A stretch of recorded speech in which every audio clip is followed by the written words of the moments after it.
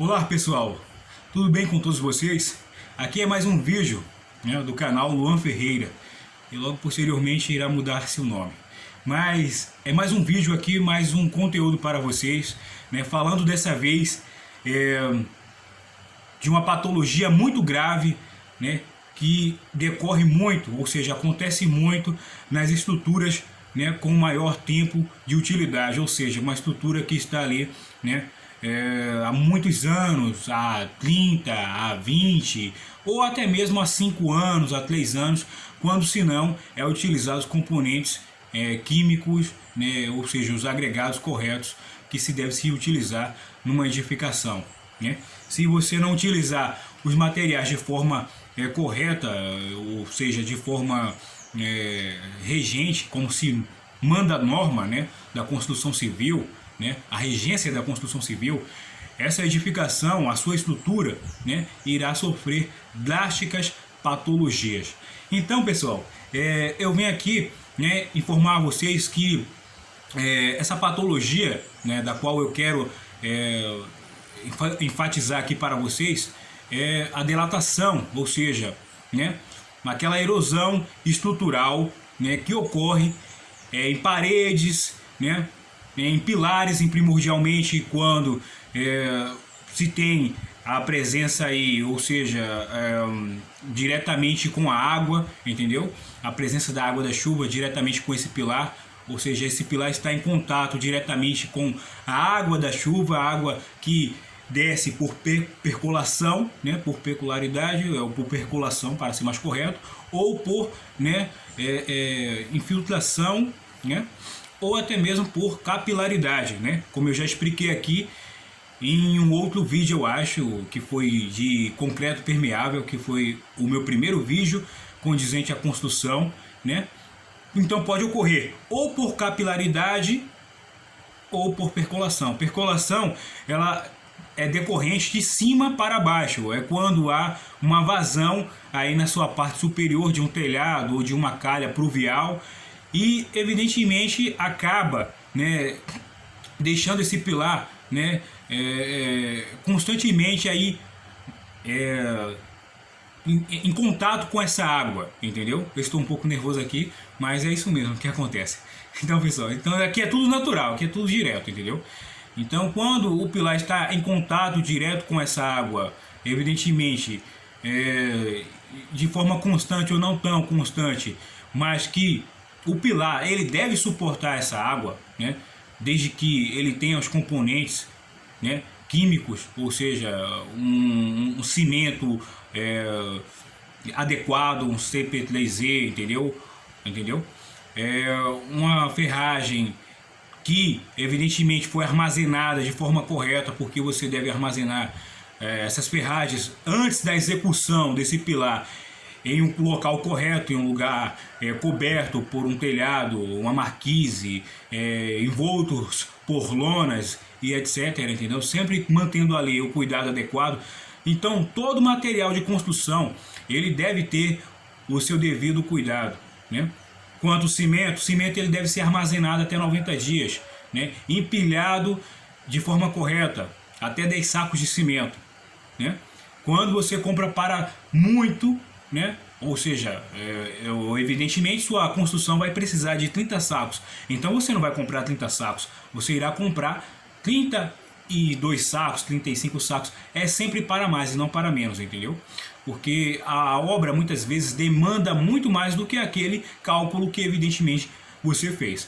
Então é isso, pessoal. Voltando ao contexto, que é erosão em edificações, seja sistemas estruturais de pilar, sistemas estruturais de paredes de vetação, Mas em primordial aqui eu quero falar mais particularmente, voltado para pilar, Então é bem retórico, é mais para pilar o que eu quero transmitir aqui para vocês, enfatizar e evidentemente enfatizar, evidentemente aqui explicar para vocês. Então aqui, pessoal, o conselho técnico que eu tenho para vocês, de uma revitalização estrutural, de uma forma técnica, né, e bem peculiar, né, bem especial, que vocês possam entender de uma forma simplória. Eu quero passar isso para vocês, né, de uma forma bem simplória, para que vocês possam entender, é que o pilar, quando ele começa a se erodir, né, evidentemente, e deixar suas ferragens expostas, né, a sua ferragem começa a ficar ali perceptível, né, começa a ficar muito perceptível, né, muito aparente. Evidentemente, isso é decorrente de uma infiltração na grande maioria, né, capilaridade, né, que é debaixo, evidentemente, da sua fundação, da sapata, para cima, ou seja, a água ela infiltra na sapata, na fundação desse pilar e sobe por capilaridade. O concreto não é diferente do corpo humano, no que se confere ao seu corpo, vamos se dizer assim, na sua anatomia é diferente. O corpo humano ele tem todo um contexto diferente, né? Tem suas veias, como eu posso sobrecolocar aqui, seus vasos sanguíneos, tem epiderme, aderme, entendeu? Que é a pele e abaixo da pele, né? Sistema muscular e etc. Bom, não é do corpo humano que eu quero falar. Assim ocorre também, muitas vezes, o concreto, a construção, o corpo da construção é muito parecido com o corpo humano, se assemelha muito, né? Embora tenha as suas distinções. Claro que o concreto não tem vida, o corpo humano possui uma vida, né? E há outras particularidades, mas é muito semelhante, né? Então, o concreto, assim como a argamassa, né, que a gente chama de argamassa de reboco, argamassa de junta, que é dentre uma fiada de tijolos e outra, uma fileira, para vocês entenderem, né, de uma forma bem simplória, e outra, que é aquele espaçamento, que a gente chama de argamassa, na linguagem técnica, né, na norma técnica. Então, a mesma coisa ocorre. A água infiltra pela fundação desse pilar, que é justamente pelo bloco, pode ser por um bloco de coroamento, como em pontes, viadutos, entendeu? Né? E pelos seus perfis ali, né? Infiltra e evidentemente vai subindo para o bloco de coroamento até chegar nos pilares, entendeu?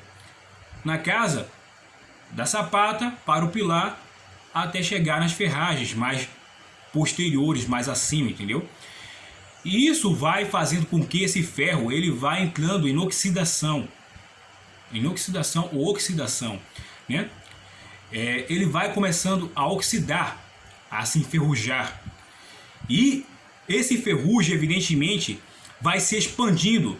Essa expansão que é criada no pilar, né, evidentemente, né, de ferrugem, de oxidação, ela tende a empurrar o concreto por perda de seção dessas ferragens ou desse sistema de ferragem que está contido dentro desse pilar, né? E essa perda de seção empurra, né, o concreto de dentro para fora. Por quê? Essa perda de seção tende a se segregar da parte mais até então sólida dessa armadura de ferragens, ou seja, desse ferro, desse aço, né? Então, essa perda de seção, ele vai evidentemente empurrando o concreto, porque ali é uma patologia que está ocorrendo na ferragem através da infiltração, né, por capilaridade, ou seja, a água entra por capilaridade, pelo capilar, pelos poros do concreto, pela parte mais interna, né, que está no subsolo, ali na sapata, sobe, né, já inoxidou toda a sapata, já oxidou tudo ali embaixo. Certamente, se está ocorrendo isso em cima, é porque embaixo já está todo degradado, todo deteriorado, entendeu?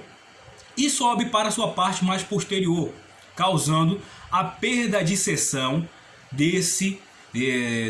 dessa armadura, né, que consiste em estar dentro desse pilar ou dentro de uma viga também, né, porque evidentemente essa patologia por capilaridade, que ocorre por capilaridade, ela não vai só estar contida na sapata, como também passará para o pilar, como também passará para as vigas, logo posteriormente as vigas aéreas, que é chamado popularmente de cinturão, né?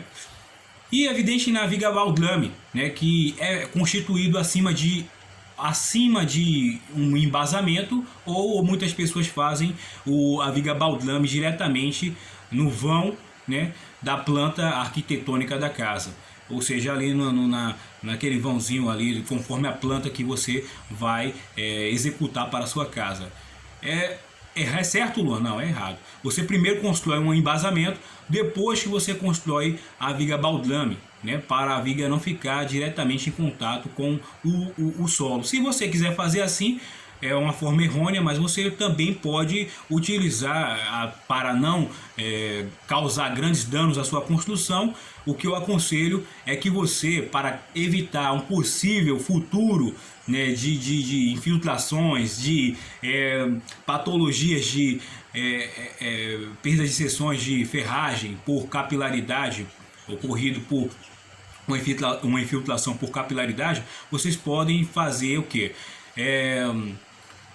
Impermeabilizar sua fundação, entendeu? Isso é muito importante, é muito pertinente que vocês, quando forem construir uma casa numa área muito úmida ou que já foi aterrada por ter sido uma área vargeada, era uma várzea ali, você evidentemente fez um aterramento, compactou, porque é o correto compactar, esperar-se um tempo para que aquela compactação venha a recessar, ou seja, venha a decantar, e você venha a fazer uma nova injeção de terra, um novo lance de terra ali, né? E depois, né, continuamente compactar, ou seja, você compactua, faz a compactação, uma espécie de terraplenagem, né? Terraplenagem ali, terraplenagem, né?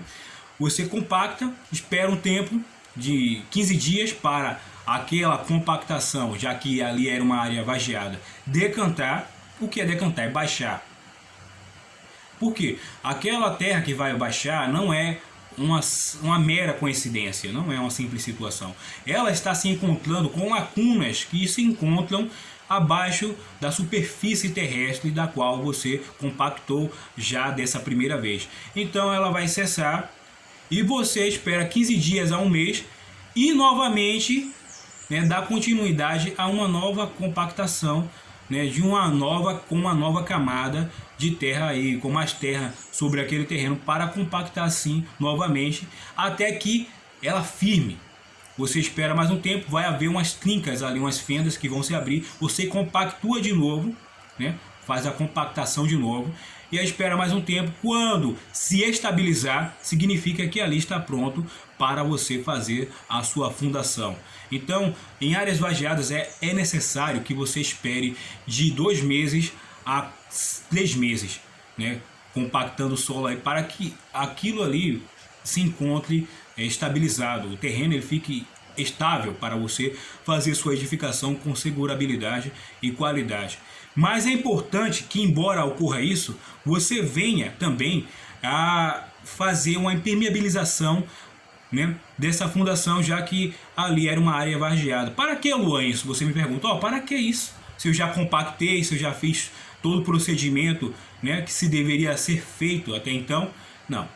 Você tem que, além de compactar, impermeabilizar a sua fundação. Essa impermeabilização vai evitar que futuramente você tenha infiltrações, dilatações de parede, de pintura na periferia, né, da sua parede, que é o rodapé chamado assim, entendeu? E até mesmo nas partes mais posteriores, mais superiores, assim dizendo, para vocês ficarem mais entendidos, da parede, entendeu? Então, voltando ao pilar, né, é importante que vocês façam isso, entendeu? Impermeabilize a sapata desse pilar, né? Impermeabilizem a viga Baldlame, né? De todo o perímetro da sua casa, ou seja, de toda a planta condizente a todos os cômodos, a todos os recintos. Desculpem aí, é que me deu, entendeu? Dá um fluxo aí, você tem que parar um pouco. Mas voltando ao caso, então, entendeu? Então é muito pertinente que vocês façam isso, impermeabilizar, entendeu?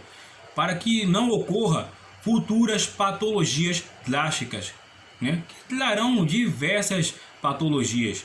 Uma infiltração, né, por percolação ou por capilaridade vai causar trincas, fissuras, dilatação de armaduras, empurrando a seção, perdendo seção dessas ferragens, como ocorre no pilar, de dentro para fora. O que são seções?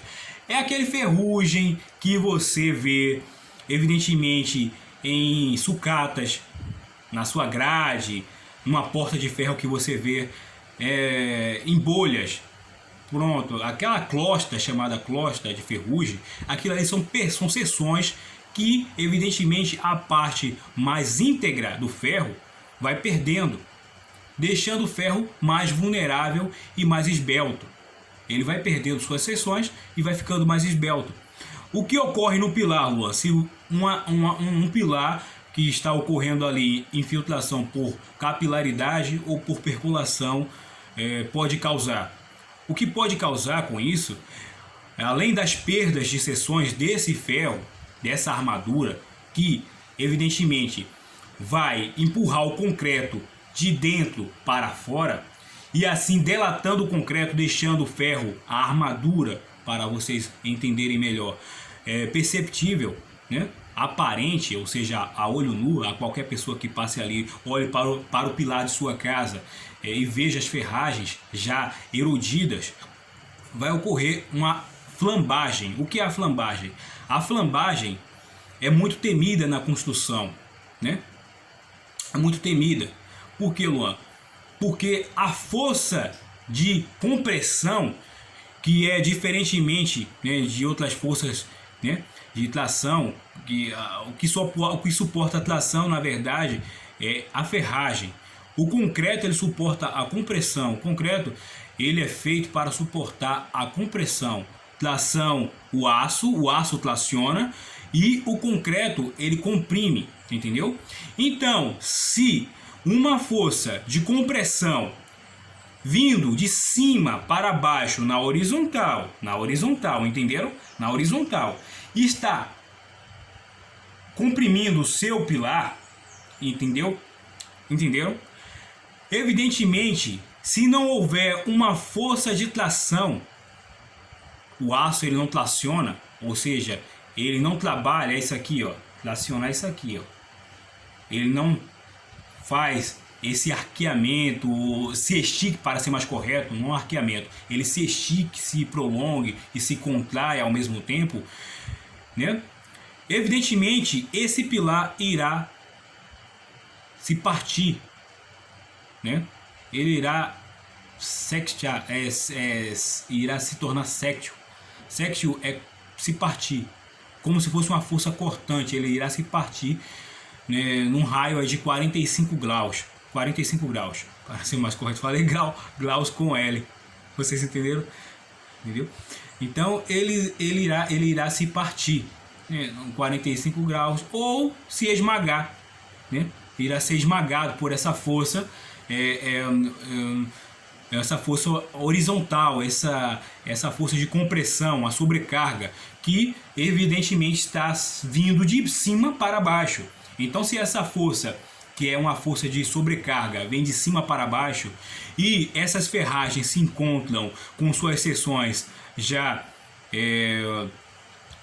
perdidas, ou seja, já degradadas, né, já se encontra esse sistema de armaduras vulnerável, ou seja, por perdas de seções que ela sofreu, esse pilar ele irá aflambar. O que é aflambar?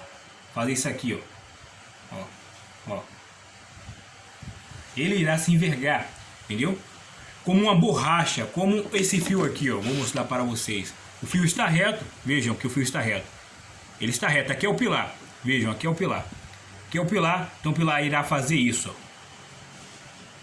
Fazendo isso, significa que, evidentemente, o seu pilar ele foi esmagado por uma força de compressão que não suportou a ferragem, né? A tração dessa compressão, né? Já que o concreto suporta a compressão, o aço ele deve trabalhar em conjunto com o concreto. O concreto suporta a compressão, o aço suporta a tração. Então, se o aço não traciona, o seu pilar ele irá flambar. E aí toda a edificação irá entrar em colapso, irá se colapsar. Colapsar é vir tudo abaixo, né? Pode ocorrer isso também, Luan, por outros fatores? Pode, né? Por uma falta de cálculo de ferragem, ou seja, você não adicionou uma quantidade de aço adequado a um certo pilar que deveria ser adicionado. Essa estimativa de ferragens a esse pilar, né? Então, é muito importante vocês observarem isso, né? O que pode, Luan, sanar? Vocês me perguntam, o que pode sanar essa flambagem? O que pode, Luan? Uma flambagem ou uma possível dilatação por perda de seções desse sistema de ferragens contido dentro da parte interna de um pilar. Vocês podem fazer um escoramento, né, fazer um cálculo aí breve, né, com um técnico ou com um pedreiro aí exímio na área, que evidentemente já se tem muitos anos na carreira de construção ou da construção civil, ou com o mestre de obra, se vocês assim tiverem contato com o mestre de obra, ou contratar um possível engenheiro. O engenheiro ele vai fazer uma vistoria, ou um técnico vai fazer uma vistoria técnica, né? E ele lá vai avaliar o seu pilar, né, e dar as coordenadas conforme manda a norma da construção civil.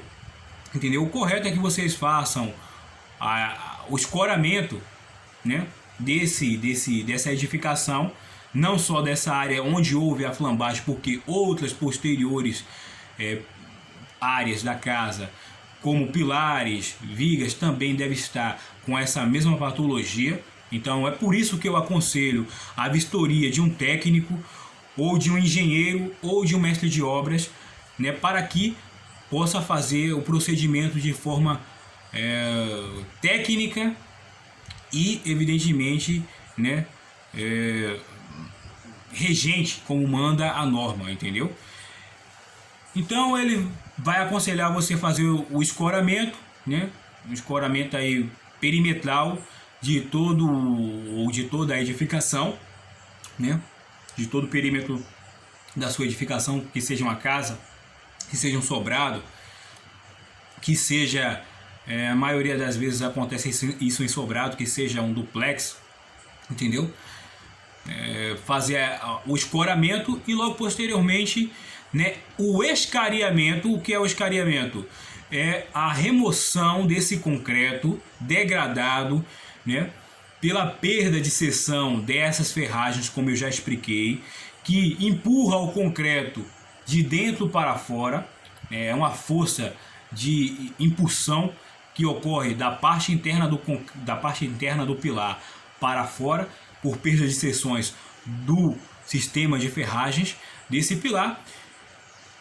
Então você faz a forma mais correta a se, né, sanar esse problema, é vocês fazerem primeiramente o escoramento, né, o escoramento dessa edificação, depois fazer o escariamento desse pilar, retirando as partes, né, patológicas desse pilar, as partes mais vulneráveis, mais erodidas por perda de seção do sistema de ferragens contido dentro desse pilar. E depois que vocês fizerem isso, né, vocês evidentemente vão fazer um encamisamento ou envelopamento, assim dito, né, que é justamente